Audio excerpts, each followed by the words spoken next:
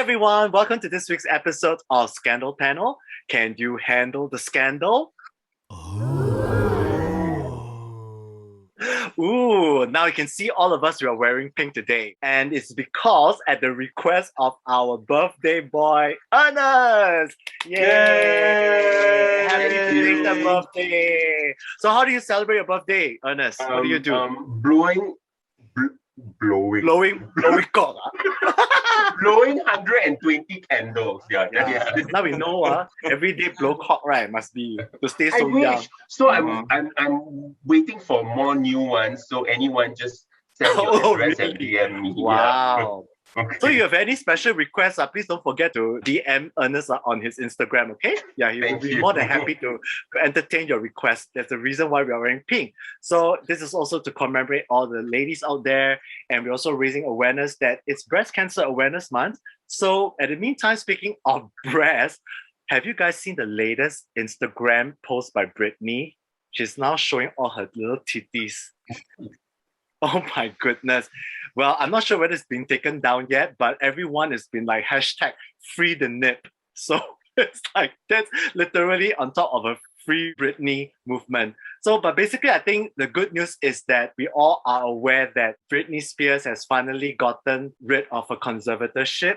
And the court has actually awarded in her favor by suspending her father. Is no longer in control of her estate and her will, so she's now exactly free to manage her own finances. So we all should be very happy for her. Well, I know that some of us, how many of us are Britney fans over here? Sure. Britney fan? Okay, wow, the three of you. Well, actually, to be honest, I'm not really a Britney fan. I've never really liked her music, but for what it is, right, her journey this time has really got my heart. And to see someone who's been suffering for 13 years, especially under the control of her father, who claims that she couldn't even do anything, right? She managed to get an iPad. She was so happy about it, which is actually quite bizarre because all of us were thinking like, wait a minute, why should you be so happy to get an iPad? Isn't that something, or rather entitlement that everyone should get? So we are so filled to realize that sometimes the little things, right? And speaking of which, right, it's also to say that, sometimes toxic families also plays a part. Britney could have gone through a much better life if not for her toxic family. So speaking of toxic family, right, I think as us people living in this society, right, we have been so oppressed. So maybe each of one can share your own experience. What do you think you can handle toxic family, and how do you think you can be able to handle them? Let's start with Ernest. Okay. Main thing is that I think it's an Asian culture, or Chinese predominantly, but I think it's in Asia that it's filial piety and family bond thing is a very big lesson that parents teach you when you're young, right? But how do you react, or how do family members react to you? For example, you know how many children who have come out and get kicked out of the family, even in Asia. So are they loved? To me, family members, brother, sister, mother, father, is a name. Yes, you cannot change that name. You are born as my brother, you are born as my sister. I was born from you. But does that mean all human beings are good human beings? I know of my friends whose parents and brother are drug addicts. And then they really abuse him, and take money from him and all that. And how is he supposed to stick with them just because, okay, I'm your son, so I give you money to feed your drug habit, right? And it's like people are saying, but that's your family, that's your mother, that's your father, that's your brother. What will my child say? And I said, you want your child to see you going through such an abusive relationship? What will my relatives say? How is my child going to grow up without a father? I said, then you rather him have an abusive father and you have an abusive spouse? So that's it. Do you think, you guys, do you think it's an Asian thing? I think it is because we hear news about like having a drug addict family or member, right? What about cases whereby the father and mother physically abuse the kid until they die. That was the case with the Malay boy being in the cage and the parents killed him because of torture. And then what about parents like father molesting the daughter, you know, or even molesting the son, or even raping the daughter or the son? I mean, this is something that is to the extreme, but I'm saying that it doesn't mean that just because your family, sometimes you have to take charge of your life and say, no, this is toxic, or this is dangerous to me, or this is not good or harmful to me, and just sometimes say enough is enough. I mean, we talked about Britney. Britney, you can find out more information from the recent Netflix documentary about Britney. They'll share a lot of information about that. The father even was said to install a device in her womb to track her movements. Yeah, that's really like overboard already. And then there's also so many Hong Kong and Taiwanese celebrities who are like extorted from their own parents, you know, who treats them like a money-making machine. I mean, it is just too much sometimes. So you really have to draw the line as to what is good for your sanity and good for your well-being. And sometimes enough is enough, even if it is family. Well, I feel that in Asian families, there's a lot of emphasis on keeping up appearances. Maybe not necessarily Asian families, but like Asians, 爱面子, we like to keep face. So no matter what's happening inside the household, you have to appear a certain way to people on the outside. Yeah, I don't think that's healthy. You may even just have to move out of the house and just kind of cut off certain family members from communicating with you. Of course, this is all easier said than done. Thankfully, in my own experience, my mom is very supportive of she helped me tremendously when I wanted to buy my flat. She helped me, pursue the education that I wanted. My mom is very more concerned about practical matters, about having a roof over our heads than about emotions.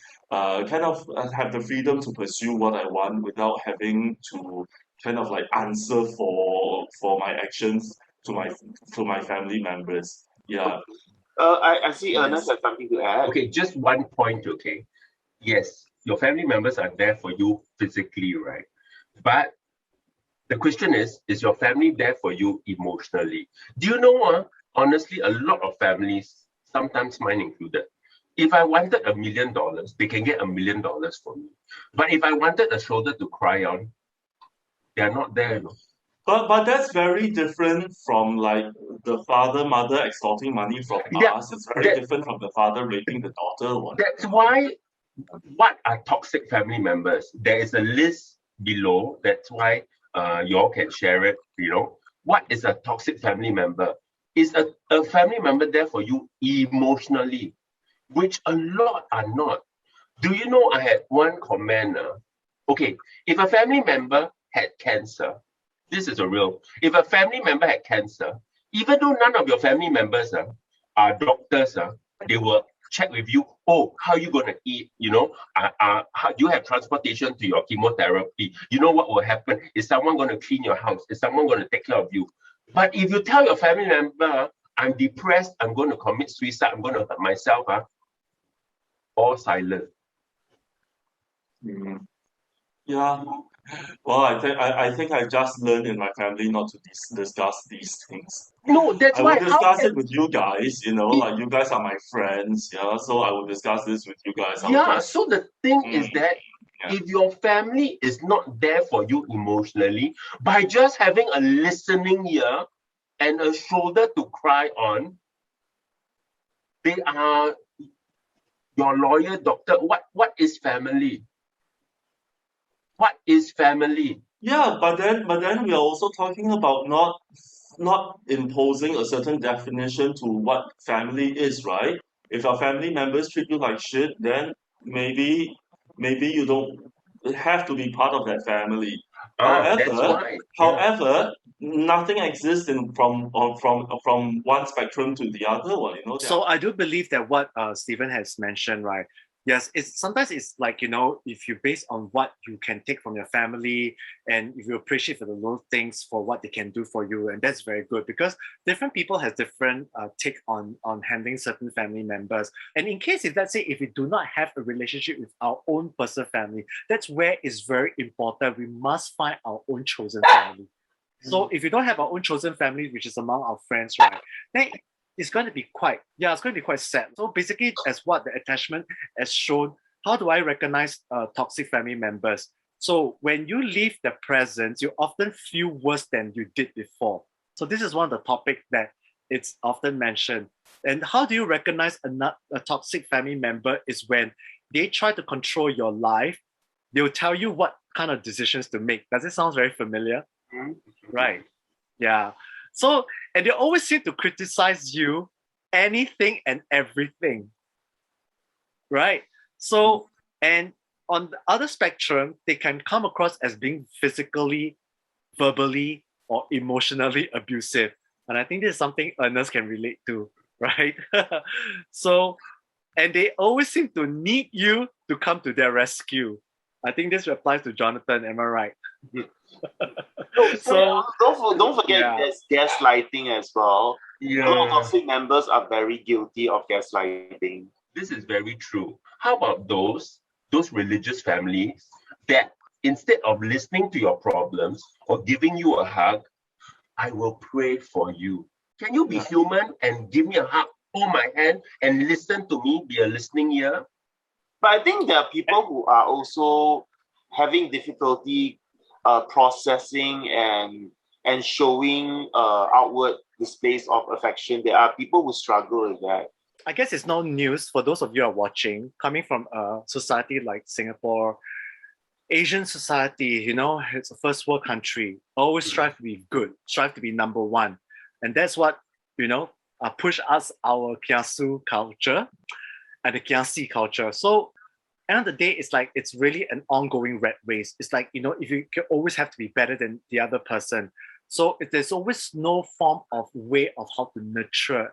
So it's always unfortunate that, our generation of people has grown up in such a way that they are not being taught the way of parenting skills, which is also, that's why, like I said, no matter what educations, right, there's always got to be a balance between an EQ and IQ.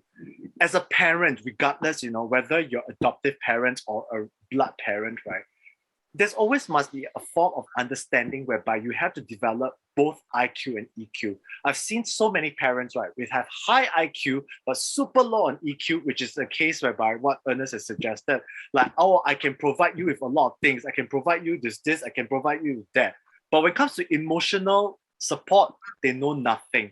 Or simply they'll just say, I'll pray for you. And yet you have another spectrum of people who literally like will shower you with a lot of gifts, literally will shower you a lot of gifts and everything, but then they will not be there for you emotionally when you needed them the most. And that is so-called like, that there's always there need to be a fine balance of things like that. And not talking about it is always the main issue, that what causes so many people, especially people in our society, to grow up in such a screwed up mindset. Let's put it this way. We just throw a stone out there in a gay bar right now.